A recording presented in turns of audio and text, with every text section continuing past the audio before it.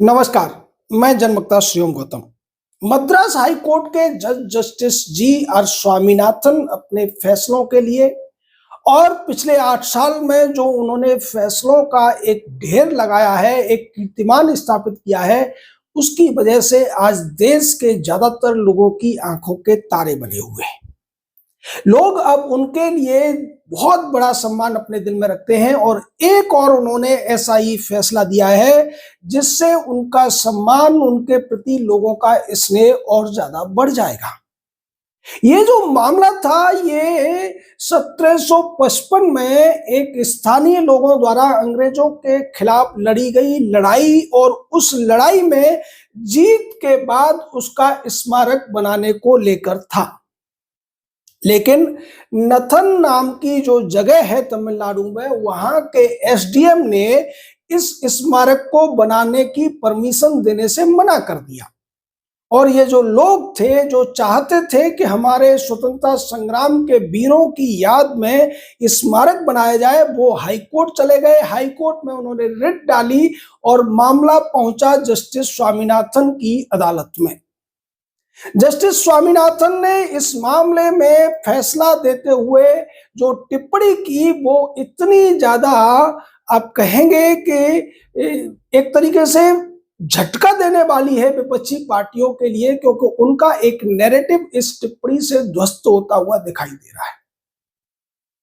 Justice Swaminathan ने कहा कि नथन कनवाई के युद्ध में अंग्रेजों को शिकस्त देने वाले उन भारतीय वीरों का स्मारक तो बनना ही चाहिए, जिससे कि आने वाली पीढ़ियों को ये पता चल सके कि हमारे देश के लिए कितने लोगों ने बलिदान किया है।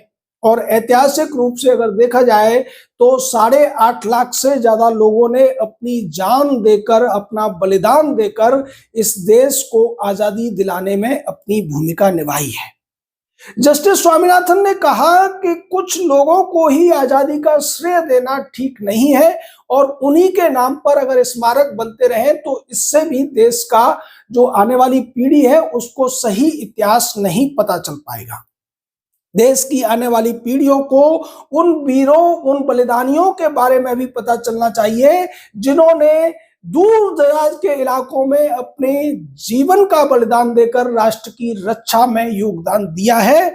और साथ ही उन्होंने नथन के एसडीएम के परमिशन न देने पर एक बड़ा सवाल खड़ा किया।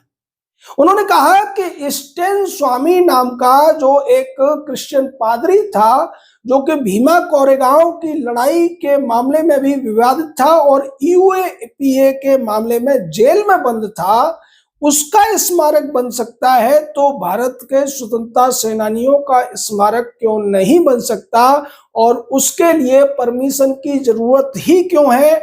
और अगर परमिशन मांगी गई है तो फिर परमिशन देने से सरकार मना कैसे कर सकती है? ये कहकर जस्टिस स्वामीनाथन ने एक बार फिर से भीमा कोरेगांव के मामले को उजागर करने की कोशिश की है और उस पर सवाल उठाने की कोशिश की है।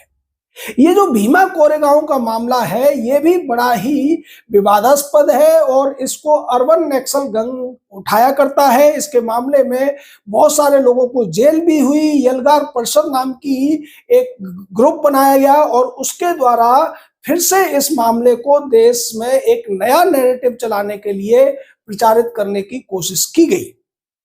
ये जो भीमा कोरेगांव की लड़ाई थी, ये 31 दिसंबर और 1 जनवरी 1818 में लड़ी गई थी।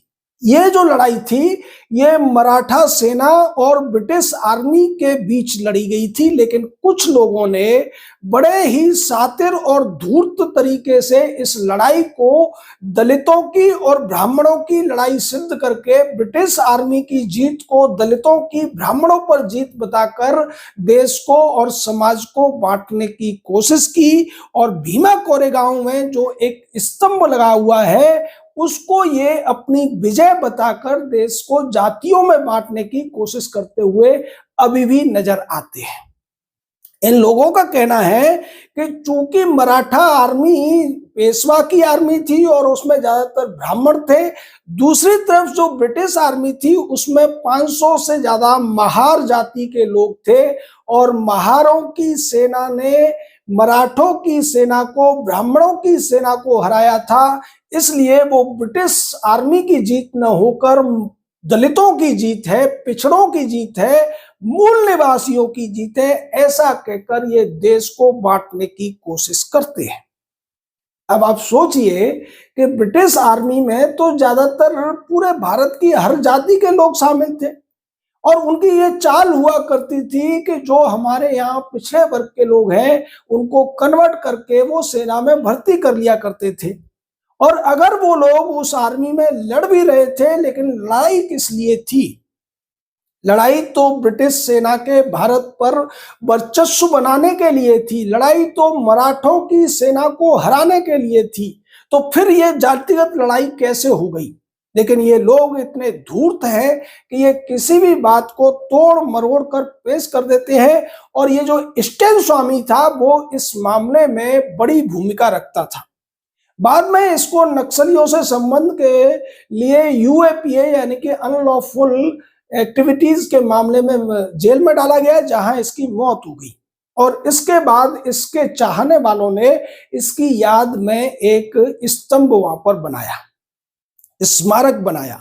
इसी बात को, इसी सवाल को उठाते हुए जस्टिस जी.आर. स्वामीनाथन ने कहा कि जब इतने विवादास्पद व्यक्ति के लिए आप स्मारक बना सकते हैं, उसके लिए किसी परमिशन की जरूरत नहीं समझी जाती है, तो फिर राष्ट्र के लिए, देश के लिए लड़ने वाले और उन योद्धाओं, जो कोई आर्मी नहीं थी, वो स्थानीय लोगों का समूह था।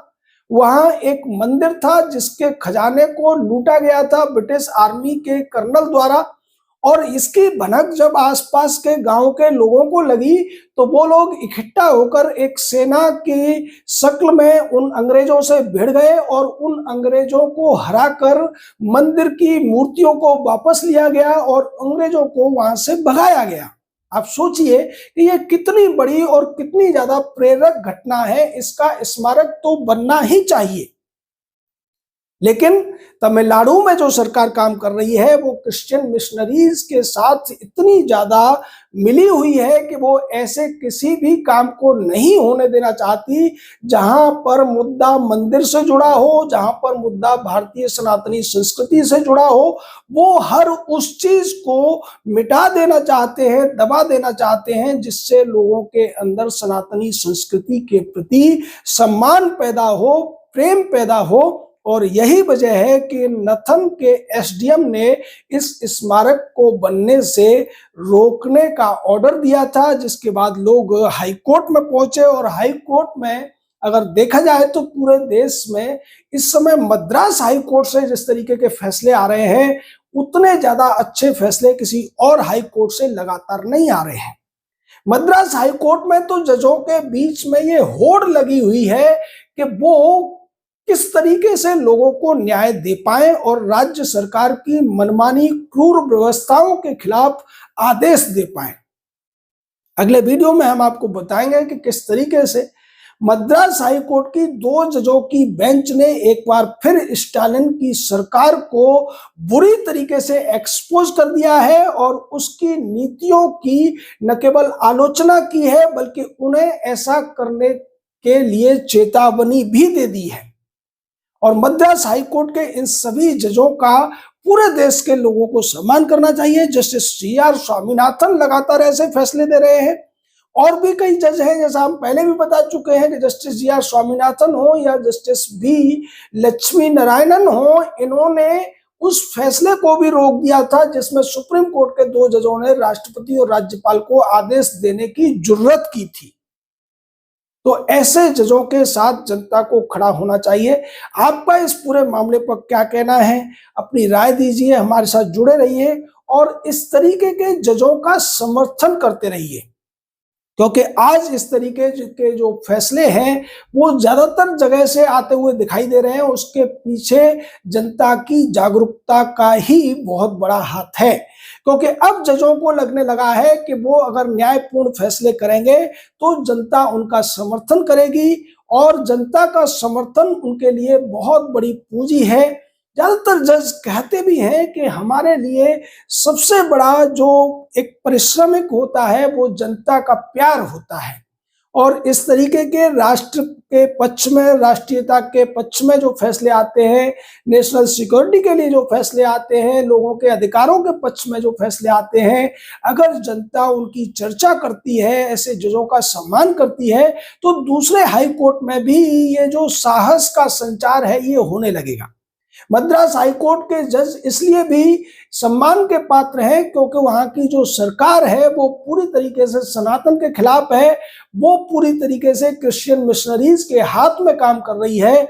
उसके बावजूद ऐसी एक निरंकुश हो चुकी सरकार से अगर जज इस तरीके से लोहा ले रहे हैं, उसके गलत निर्णयों को बदलने का काम कर रहे हैं और उसकी गलतियों को उजागर करके लोगों को न्याय देने का काम कर रहे हैं, तो उनके साहस की सराहना होनी ही चाहिए। हम आपको इसी तरीके के फैसले इसीलिए बताते हैं कि ये जो ज्यादातर जगह पर फैसले आते हैं वो जनता के हित में न होकर वकीलों के हित में होते हैं और वकील अपने क्लाइंट को परेशान करने के लिए ऐसे केसेस करते हैं, कुतर्क करते हैं। लेकिन जहां से भी अगर जनहित का कोई निर्णय होता है, हम वो आपके सामने रखने की कोशिश करते हैं, जनता की अदालत में रखने की कोशिश करते हैं, जिससे जनता सारे मामले को जानकर अपना निर्णय दे सके कि क्या वास्तव में जज ने न्याय किया है या फिर जज के निर्णय से कोई अन्याय हुआ है। आप हमारे साथ जुड़े रहिए, अपनी राय देते रहिए। जय हिंद, जय भारत।